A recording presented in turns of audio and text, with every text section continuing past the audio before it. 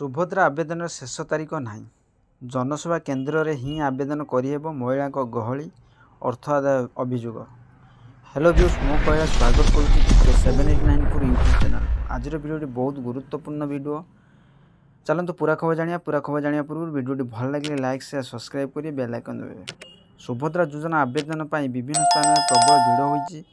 ଏମିତିକି ଦଳାଚକଟା ପରି ପରିସ୍ଥିତି ଉପୁଜୁଛି। ବିଶେଷ କରି ଆଧାର ସଂଯୋଗ ସଂଶୋଧନ ପାଇଁ ଅଧିକ ଗହଳି ହେଉଛି। କାଳେ ସୁଭଦ୍ରା ପାଇଁ ଆବେଦନ ସମୟ ଗଡ଼ିଯିବ, ସେଥିପାଇଁ ଆବେଦନକାରୀ ବ୍ୟସ୍ତ ହୋଇପଡ଼ୁଛନ୍ତି। ଏଭଳି ସ୍ଥିତିରେ ଆବେଦନକାରୀଙ୍କ ବ୍ୟସ୍ତ ନ ହେବା ପାଇଁ ପରାମର୍ଶ ଦେଇଛନ୍ତି ଉପମୁଖ୍ୟମନ୍ତ୍ରୀ ତଥା ମହିଳା ଓ ଶିଶୁ ବିକାଶ ମନ୍ତ୍ରୀ ପ୍ରଭାତୀ ପରିଡ଼ା।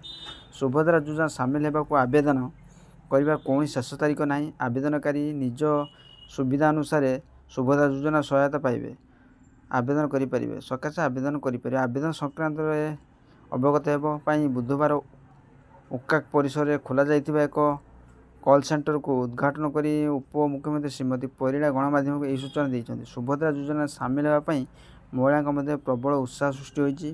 ଦୈନିକ 22ରୁ 24,000 ଫୋନ୍ କଲ୍ ସେଣ୍ଟର ଆସୁଛି। ଆଶା କରି ଭିଡ଼ିଓଟି ଭଲ ଲାଗିଲେ ଲାଇକ୍ ସେୟାର ସବସ୍କ୍ରାଇବ୍ କରି ବେଲ୍ ଆଇକନ୍ ଦେବେ।